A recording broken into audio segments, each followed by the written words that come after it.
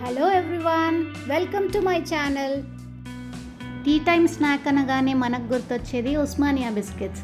మరి ఆ ఉస్మానియా బిస్కెట్స్ని మన ఇంట్లోనే టేస్టీ అండ్ హెల్తీగా ఎలా ప్రిపేర్ చేయాలో ఈ వీడియోలో చూసేయండి.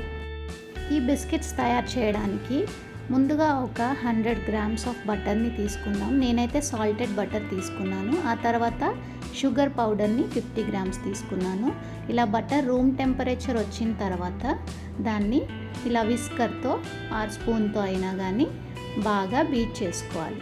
చూస్తున్నారు కదా, బటర్ ఇలా స్మూత్గా అయిన తర్వాత షుగర్ పౌడర్ని యాడ్ చేసుకొని లంప్స్ ఏమీ లేకుండా బాగా బీట్ చేస్తూ కలపాలి. 2-3 మినిట్స్ ఇలా బాగా విస్క్ చేస్తూ కలపాలి. అప్పుడే మన బిస్కెట్స్ బాగా క్రంచీగా వస్తాయి.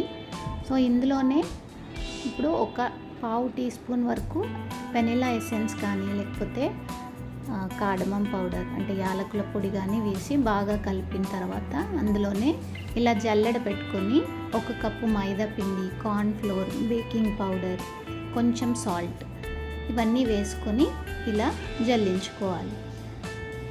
ఇప్పుడు వీటిని చేయితోనే మెల్లిగా, ఎక్కువ మనము చపాతీ పిండి కలిపినట్టుగా కలపకుండా స్లోగా కలుపుతూ, చూడండి నాకు ఇక్కడ కొంచెం లూజ్గా అయింది మిక్స్చరు.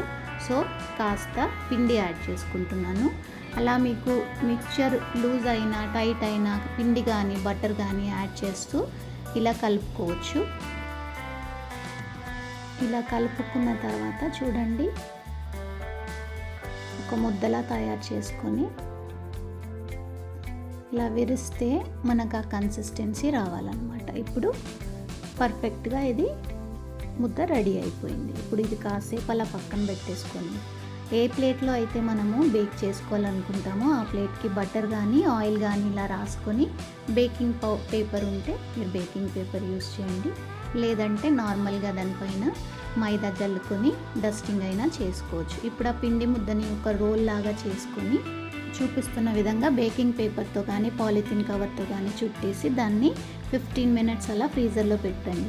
ఆలోపు బేకింగ్ ప్యాన్ని మనము ప్రీహీట్ చేసుకోవాలండి. ఏ గిన్నెలో అయితే మీరు బేక్ చేసుకోవాలనుకుంటున్నారో దాంట్లో అలా చూపించిన విధంగా ఒక చిన్న ప్లేట్ పెట్టేసి 10 మినిట్స్ అలా లో ఫ్లేమ్లో ప్రీహీట్ చేసుకోండి. ఇప్పుడు ఆ ముద్దని ఫ్రీజర్లోంచి తీసి ఇలా చిన్న చిన్నగా కొంచెం మందంగా పీసెస్ కట్ చేసుకొని, చూసారు కదా అవన్నీ ఇలా రౌండ్ షేప్లోకి తెచ్చుకొని ప్లేట్లో పెట్టేసుకున్న తర్వాత పైన కాస్త మిల్క్తో అలా బ్రషింగ్ చేసుకోవాలి. నా దగ్గర బ్రష్ కనిపించలేదు, సో నేను అలా పెట్టేశాను.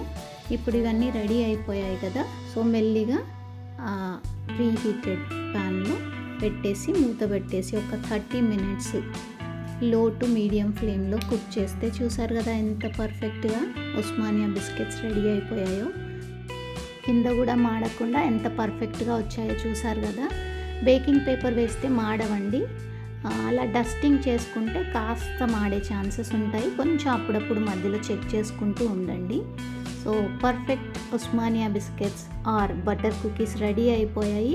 ఇవి పిల్లల స్కూల్కి స్నాక్గా పెట్టచ్చు, లేదంటే మనకు టీ టైంలో టీతో పాటు ఎంజాయ్ చేయొచ్చు. ఈ రెసిపీ మీకు నచ్చితే మీరు కూడా ట్రై చేయండి, లైక్ చేయండి, షేర్ చేయండి.